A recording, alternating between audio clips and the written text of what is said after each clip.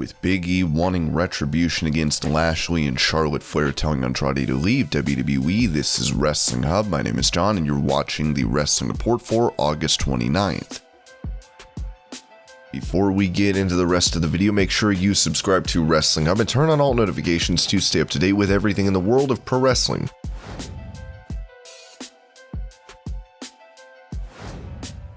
Despite WWE releasing more than 50 superstars this year, Bobby Lashley claims the morale backstage is still high. Speaking to Chris Van Vliet, former WWE star Ariya Daivari talked about the locker room reaction to the company letting go big names. My own brother was recently part of the COVID releases. Only just recently he was brought back, which I am very happy for. I was very upset when he got released during COVID. After the COVID releases happened, I was like, it sucks, but I survived, I think I'll be good. Then there's been 3 waves of firing in 2021. When Samoa Joe and Braun Strowman got released, the whole roster from top to bottom, Raw, SmackDown, and NXT was like, oh shoot, if they're letting guys like Braun and Samoa Joe go, it could be anybody. I would say for the last 4 to 5 months I wasn't expecting it, but I was wrestling all the time. But a small part of me said that if it was going to happen, it might be around this time. Unfortunately, it did.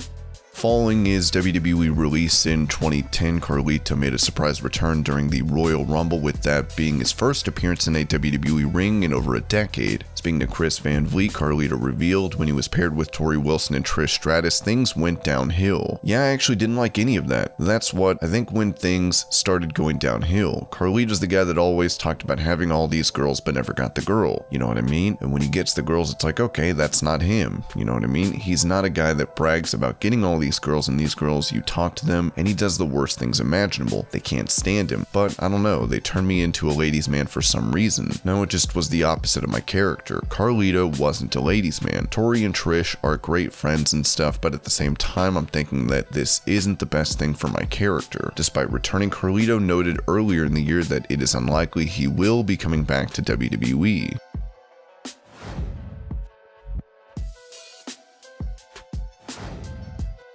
On his 83 Weeks podcast, Eric Bischoff claimed WWE does not plan long-term storylines. I'll be honest, I'm not sure that anybody really has at this point in time a 3 or 6 month story locked in. I know when I was in WWE last 2 or 3 years ago, that was definitely not the case. It was more week to week no matter what anybody said. I don't know what it's like in AEW because I'm not there. I'm not doing it, but as recently as 24 months ago, I was in the thick of it in WWE. There were no 3 to 6 month storylines locked in, I can assure you of that. Maybe that's changed, hopefully it has, and I think you need to have a good plan, a 3-month plan, a 6-month plan. If you can have a year, great.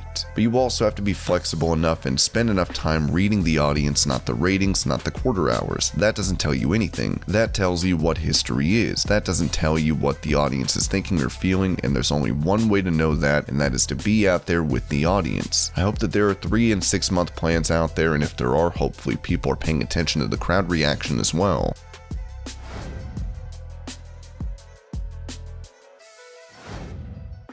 After being granted his release from WWE in March, Andrade finds himself wrestling for AEW. Speaking to Renee Paquette, Charlotte talked about advising Andrade to leave the promotion. When Andrade asked me back in March, he felt deflated from not being on TV and what was happening. What should I do? Tell me. I was like, I can't tell you what to do and I can't beg you to stay even though our life is together on the road because you'll resent me. You need to spread your wings and do what you need to do. If you want to come back, I'll always be here and I'll always support you. Now, Andrade looks to face Pac at the All Out pay-per-view, as that should be an exciting match.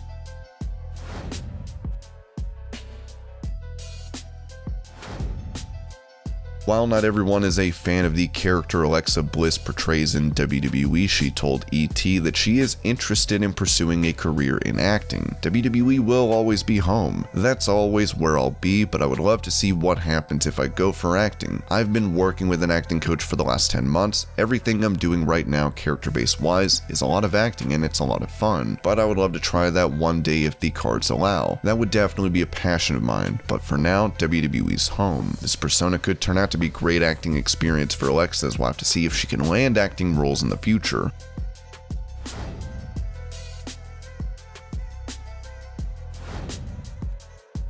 Despite not wrestling since Mania 35, Ronda Rousey is still keeping tabs on wrestling, with her praising the NWA's Empower event, saying, "What a pay-per-view, so worth the money. I honestly would have paid double. Congrats Chelsea Green and all the ladies who put on an amazing show tonight." Rousey is expecting a child, but a return to pro wrestling could be in the cards for the baddest woman on the planet.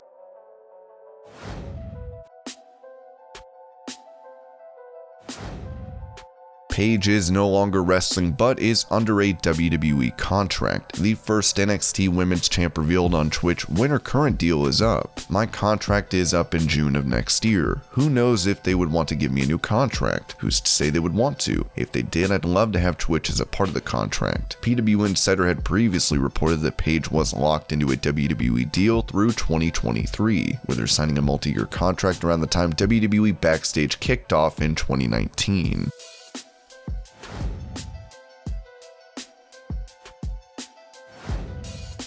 Being Mr. Money in the Bank, Big E has the opportunity to cash in his contract for a shot at the WWE or Universal title. Talking to Sports Illustrated, he touched on a potential feud with Bobby Lashley, given the WWE champion has decimated his New Day brethren. There is a history with the story with Bobby, Kofi, and Woods, so it's all there. That would be our chance for retribution, and it just feels right. I loved the Hurt Business. I loved seeing what they were able to do, and the fact that their whole Hurt Business era wasn't in front of fans, it was in front of the Thunderdome. That's incredible. Maybe there's a possibility they can put aside whatever squabbles they have and get back together again. Then you'd have so many options and possibilities with the New Day and Hurt Business, even six-mans. Bobby is on his best run yet. He carries himself like a champion. He looks like a champion. When I first got signed by WWE in 2009, I remember watching a match with him and Cena over and over again. He was someone I wanted to work like someday, so it's an honor to have Bobby speak of us like that. He's on an incredible run, and there is definitely a lot of meat there to chew on. With him recently saying he is ready to be the face of WWE, it'll be interesting to see if Big E can win the big one and become a main event star.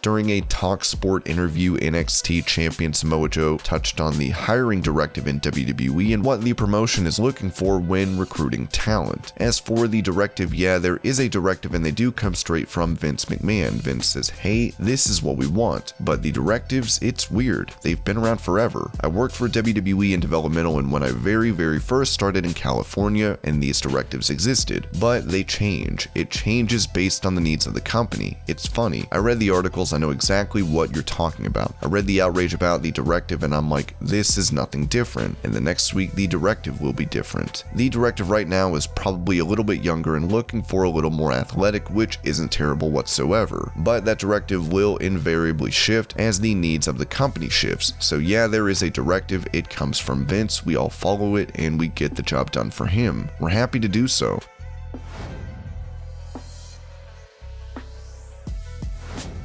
Brandi Rhodes tweeted this a couple of days ago. "This might start something, but let's talk. I see a lot of people complaining in here that there aren't enough black talent featured in wrestling. Yet when black talent is out there busting into the main events and holding championships, where's the love? Am I just missing it?" This tweet led to Brandi receiving backlash online, and she has since deleted it. She addressed her comments in a recent Instagram post, saying, "I'm suffering from postpartum depression. Some days I do better than others. Sidebar, I don't mean to say dumb stuff on the internet, huh? A lot of times I think I'm starting a fun discussion and whatever I've said gets taken wrong, and it turns into a whole thing. That doesn't really have anything to do with this. It happens a lot, and it doesn't really bother me, but it seems to bother a lot of others, so I just wanted to address it while I'm writing here. So in case you think any of these things let me clear up, I support BLM movement, I'm a proud black woman, and my husband just happens to be white. My family doesn't support Trump, not judging others who do, we just don't. I don't think I'm the first person to have an interracial baby, and I do honestly love and try my best for AEW. I don't run the company. Saw that today and was like, what? I don't run the women's division. I enjoy the CBO work and I love wrestling. Back to postpartum, if you were feeling this stuff, you're not alone. Some days I truly think I'm losing it. To be so happy and so turmoiled at the same time, it's a lot to process. Be kind to yourself, acknowledge your feelings, and tell someone, don't shoulder it alone." And that was your pro wrestling news update. I hope you're all having a great day. Thank you so much for watching, and I'll see you later.